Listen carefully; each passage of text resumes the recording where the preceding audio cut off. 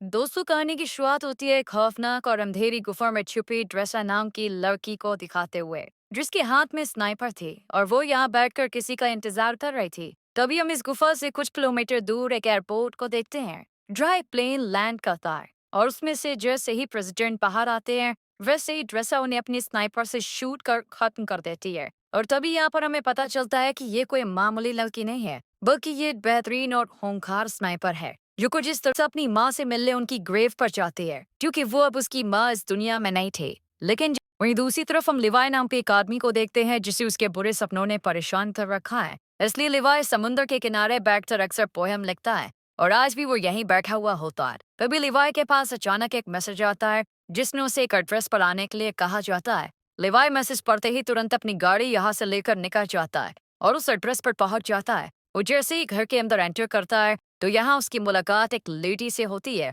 जिसका नाम होता है बार्थोलोमेव। और इन दोनों की बातों से हमें पता चलता है कि लिवाय पहले मिलिट्री में एक स्नाइपर हुआ करता था, लेकिन अब उसने इस काम से रिटायरमेंट ले ली है और अपना ज्यादातर समय घर पर ही बिताता है। यह बार्थो लिवाय से बात करती है और उसे एक नया मिशन सौंपते हुए कहती है कि मैं तुम्हें किसी दूसरी जगह भेजना चाहती हूँ क्योंकि तुम एक बहुत अच्छे स्नाइपर हो, इसलिए ये काम सिर्फ तुम ही कर सकते हो। साथ ही वो लिवाय से ये भी पूछती है कि क्या तुम्हारी फैमिली में कोई ऐसा है जो तुम्हारे जाने के बाद तुम्हें मिस करे, क्योंकि हो सकता है कि तुम वहां जाने के बाद उन्हें कभी ना मिल पाओ। ये सुनकर लिवाय थोड़ा सोच में पड़ जाता है और बार्टो से कहता है कि मेरी फैमिली में ऐसा कोई नहीं है और मैं अकेला रहता हूँ। इसके बाद बार्टो से मिशन की सारी जानकारी बाद में देने का कहती है। उसके बाद लिवाय को बेहोश कर दिया जाता है और जब उसकी आंख खुलती है तो वो अपने आप को एक प्लेन में पाता है। लेकिन लिवाय को अब तक ये नहीं पता था कि उसे मिशन के लिए कौन से देश ले जाया जा रहा है, इसलिए वो प्लेन में मौजूद स्टाफ से जब ये बात पूछने की कोशिश करता है तब सभी उसकी बात को इग्नोर कर देते हैं। पर एक पायलट आकर लिवाय को बताती है कि तुम्हारी डेस्टिनेशन आ चुकी है और अब वो उसे यही लैंड कराने वाले हैं। साथ ही वो लिवाय से ये भी कहती है कि तुम्हें अपनी मंजिल तक पहुंचने के लिए यहाँ से कम 32 किलोमीटर पैदल चलकर जाना होगा, तभी तुम उस जगह पर पहुंच पाओगे जहाँ से तुम्हें इस मिशन को अंजाम देना है। इतना कहने के बाद वो लिवाय को एक पैराशूट देती है जिसे पहनकर वो प्लेन से नीचे बर्फ पर कूद जाता है और फिर धीरे धीरे आगे बढ़ने लगता है। लिवाय को पैदल चलते चलते अब 2 दिन बीत जाते हैं और 2 दिन बाद आखिरकार वो अपनी मंजिल तक पहुंची जाता है, जहां सबसे पहले उसकी मुलाकात ड्रीडी नाम के एक आदमी से होती है जो उसे एक वॉच टावर की तरफ ले जाता है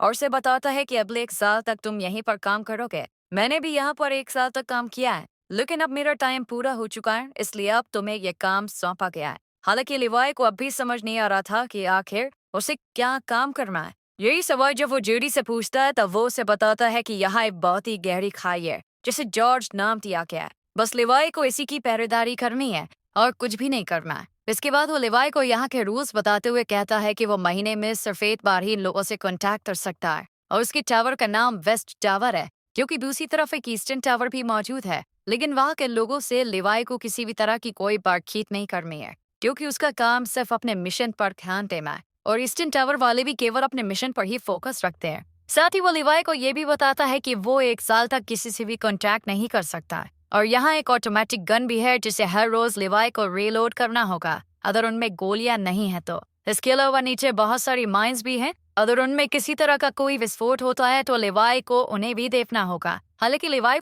को अब तक समझ नहीं आ रहा था कि आखिर उसका मिशन है क्या, इसलिए वो जूडी से पूछता है कि क्या मेरा काम यहाँ पर आने वाले लोगों को जॉर्ज के करीब जाने से रोकना है। इस पर जूडी कहता है नहीं, जो चीज जॉर्ज के अंदर है उसे ऊपर आने से रोकना है। फिर वो एक छोटा सा बम उठाता है और उसे खाई यानी जॉर्ज के अंदर फेंक देता है। जैसे ही धमाका होता है अचानक खाई से एक बहुत ही डरावनी और अजीब सी आवाज सुनाई देती है जो किसी मॉन्स्टर की तरह लग रही थी। और यहाँ पर हमें इस खाई की असलियत का पता चलता है तो इसके अंदर कोई छोटी मोटी या मामूली चीज नहीं है, बल्कि कुछ बेहद ही खौफनाक छुपा हुआ है। इसके बाद जूडी लिवाय से कहता है कि जो चीजें जॉर्ज के अंदर छुपी हुई हैं उन्हें हेलोइन कहा जाता है और तुम्हें उन्हें ऊपर आने से किसी भी हाल में रोकना होगा। ऐसा कहा जाता है कि साल 1940 में सेना की 3 बटालियन इन्हीं हेलोइन को रोकने के लिए नीचे गए थे, लेकिन वो भी कभी वापस नहीं आए। साथ ही वो लिवाय को एक स्ट्रे डॉग अलार्म के बारे में बताता है। जिस दिन वो अलार्म बजना शुरू हो जाए उस दिन तुम बिना कुछ सोचे समझे बस यहाँ से अपनी जान बचाकर भाग जाना। हालांकि मुझे भी नहीं पता कि ऐसा क्यों बोला गया है, लेकिन मुझे जो पता है बस वो मैं तुम्हें बता रहा हूँ। इतने में इन दोनों की नजर सामने वाले टावर पर पड़ती है जहां अब किसी नए अफसर को अपॉइंट किया गया था, क्योंकि पुराने अफसर को 1 साल पूरा हो चुका था। अब जूडी लिवाय को खाने पीने के बारे में बताते हुए कहता है कि उसका 1 साल के खाने का इंतजाम यहाँ कर दिया गया है, बाकी अगर वो चाहे तो शिकार भी कर सकता है। वहीं जूडी लिवाई के सामने इस बात का भी खुलासा करता है कि ये जुदा 75 सालों से सीक्रेट रही है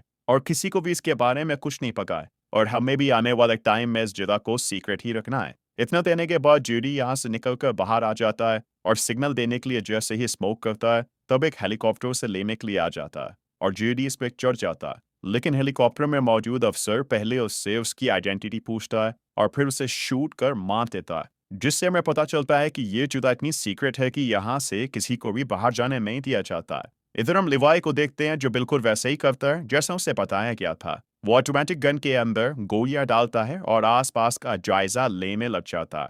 जब पूरा 1 महीना गुजर जाता है तब वो यहाँ से किसी को कॉन्टैक्ट करने की कोशिश करता है और उन्हें बताता है कि मेरा किसी भी दुश्मन से कोई आमना सामना नहीं हुआ है। इतना कहकर वो ऑल कट कर देता है क्योंकि उसे बस इतनी ही बातें करने की इजाजत दी गई थी और ये मैसेज उसे हर महीने में केवल एक बार ही भेजना है। इसके बाद वो अलमारी में रखी किताबें पढ़ने लगता है कि तभी उसकी नजर दीवार पर लिखे हुए कुछ मैसेज पर पड़ती है जो यहाँ रहने वाले इंसानों ने अपने अपने एक्सपीरियंस के हिसाब से लिखे थे। इन्हें पढ़ने के बाद लिवाई बाहर आ जाता है और एक टेलीस्कोप की मदद से दूसरे टावर को देखने की कोशिश करता है जहां उसे एक लड़की बैठी हुई दिखाई देती है जो कि कोई और नहीं बल्कि ड्रेसा ही थी। ड्रेसा की खूबसूरती देखकर लिवाई उसे देखता ही रह जाता है लेकिन बात करने की कोशिश नहीं करता क्योंकि उसे दूसरे वॉच टावर से कांटेक्ट करने के लिए मना किया गया था। इसी तरह लिवाई को यहाँ 2 से 3 महीने बीत जाते हैं और अब ड्रेसा भी उसके बारे में जान चुकी थी। इसलिए एक दिन जब उसका बर्थडे होता है तो वो लिवाई से बात करने का फैसला करती है और एक पेपर पर लिखकर लिवाई से उसका नाम पूछती है। ये देखने के बाद वो भी एक बोर्ड उठाता है और उसके जरिए ड्रेसा को बातचीत करने से मना करता है, लेकिन ड्रेसा फिर भी उसे अपना नाम बता देती है, जिसके बाद लिवाई भी ज्यादा ना सोचते हुए अपना नाम लिख देता है और इस तरह दोनों में दोस्ती हो जाती है। एक दिन जब लिवाई को पता चलता है कि ड्रेसा एक स्नाइपर है तो वो उसका टेस्ट लेने के लिए उसके सामान पर निशाना लगाता है, जिसके बाद ड्रेसा भी अपने आप को प्रूफ करने के लिए स्नाइपर उठाती है और उसके वॉच टावर पर निशाना लगाती है। लेकिन तभी उसकी नजर कुछ मॉन्स्टर पर पड़ती है जो कि खाई में से बाहर आ रहे थे। वो जल्दी से लिवाई को इशारा करके ये बात बताने की कोशिश करती है, जिसके बाद वो उन मॉन्स्टर पर ताबड़तोड़ फायरिंग शुरू कर देता है, लेकिन उनकी तादाद बहुत ज्यादा थी, इसलिए ड्रेसा भी लिवाई की मदद करती है और अपने वॉच टावर से ही उन मॉन्स्टर का खात्मा कर देती है। पर इसी दौरान एक मॉन्स्टर उसके पास पहुंच जाता है जो देखने में आधा इंसान और आधा जानवर जैसा था। ड्रेसा जब उसे देखती है तो वो अपनी जान बचाने के लिए उस पर गोली चलाने की कोशिश करती है, लेकिन कोई फायदा नहीं होता और वो मॉन्स्टर लगातार ड्रेसा की तरफ बढ़ता रहता है। लेकिन सही वक्त पर लिवाई उसे शूट कर उसकी जान ले लेता है और ड्रेसा को बचा लेता है। इसके बाद अगले दिन लिवाई माइंस के अंदर जाता है जहां अचानक खाई में से एक छोटा सा ड्रोन निकलता है और उड़कर यहाँ से चला जाता है। लेकिन उसके जाने से पहले लिवाई और ड्रेसा दोनों इसे देख लेते हैं, लेकिन इन्हें पता नहीं होता कि आखिर यह है क्या। इस तरह इन दोनों को यहाँ कुछ महीने और बीत जाते हैं और अब दिसंबर का महीना शुरू हो चुका था जहां एडमिन अब लिवाई ड्रेसा से मिलने का फैसला करता है और वो अपने आरपीजी में जहां मिसाइल डाली जाती है उस जगह पर एक रस्सी को बांध देता है। उसे ऐसा करते हुए ड्रेसा भी देख लेती है, लेकिन उसे भी समझ नहीं आता